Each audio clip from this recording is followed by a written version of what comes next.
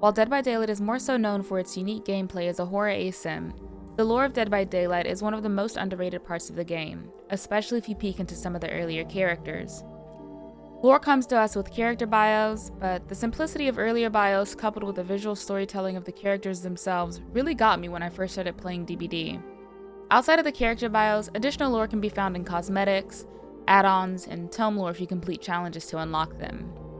The very first character that caught my attention was the Spirit, a fragile young woman from Japan that had been massacred and taken to seek revenge by the entity.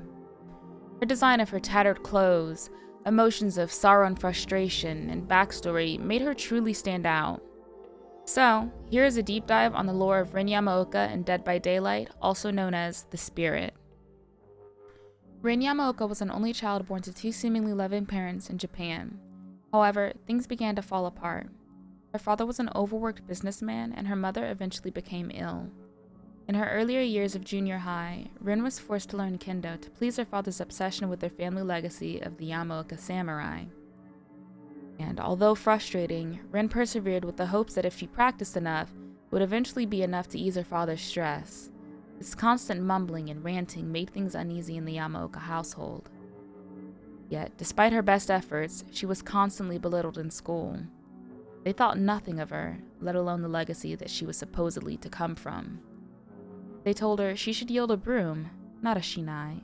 They called her Janitor Yamaoka.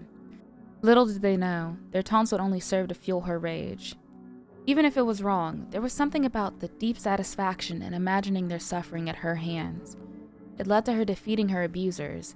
It gave her strength. It gave her courage. Most importantly, it let her know that she was on the right path to proving the might of her Yamaoka bloodline. She would be bullied no longer. Eventually, she did go on to study at a private university, Takamatsu University to be exact. Unfortunately for her family, though, this led to financial distress. Her mother fell ill, leading to her father being the sole provider for a period of time. Rin did eventually pick up a part-time job of her own to help, but their family debt was never ending.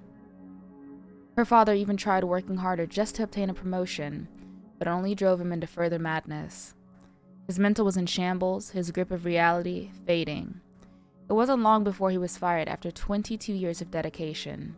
His efforts meant nothing. Later on, during a quiet evening, Rin came home late from work as part of her own dedication to her job. She parked her bike in the shed, but she heard a scream erupt from outside. It was her own mother's.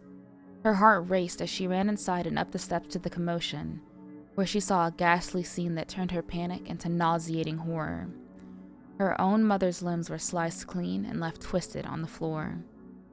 Shortly after the realization, cold metal bit into the skin, muscle, and bone of her bare forearm. Her eyes met her attackers, who was none other than her father. But why? She thought to herself. His cold expression told her nothing.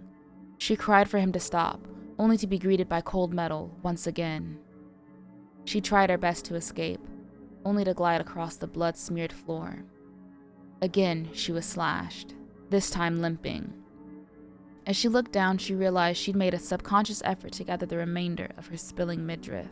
The literal sinking of her gut paralleled the feeling that she would succumb to a similar fate, just like her mother. There was nothing that she could do.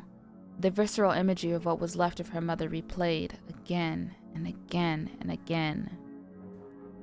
With fading strength, she charged her feeble body weight at him. Again he swung, cleaving her thigh. As her knees met the floor, she began to crawl towards the steps as a last resolve. It was then that her father coiled his hands around her hair to slam her against the glass partition, just before she was able to make it down the steps. The glass shattered and Rin fell through, landing to the middle of the first floor. Glass peppered her skin and shredded her as she continued to crawl. Her surroundings grew dark as her heartbeat rang in her ears. And as her father's footsteps rumbled closer, she made herself a promise.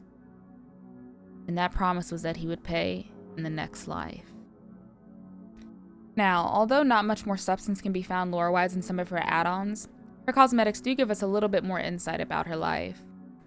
Her default outfits are probably the most jarring outfits of all, as she's literally covered in bandages, but after trying to make sense of it, it seems like it was inspired by sarashi. Sarashi in Japanese just means bleached cloth, but it's usually thick cotton bandages that tightly wrap around the body, most commonly the midriff up to the chest. It's also commonly worn under kimono by samurai and by women, and often associated with the trope of toughness in Japan. However, it seems like she wore the sarashi under her work uniform on the night that she was attacked and killed by her father, presumably a kimono, as her default body cosmetic description says, "What's left of what she wore on that night." Her school uniforms also have the description of a uniform dating from when her mother was healthy and her father employed. These days are long gone, indicating this was towards the end of her high school days as she transitioned to Takamatsu University. Something that additionally ties into her lore is of course the map, and unfortunately, after the reworks of the Yamaoka estate, they removed one of the key details that was given in her lore.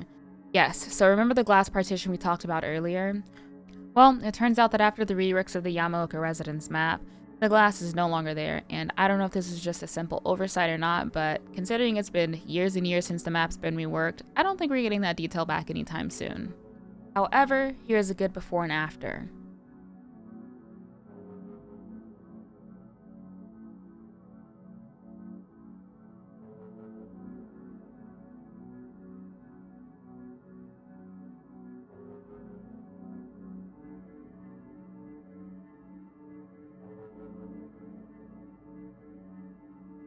Of course, I may be biased, but I do believe the spirit's tragic backstory is very captivating and very moving.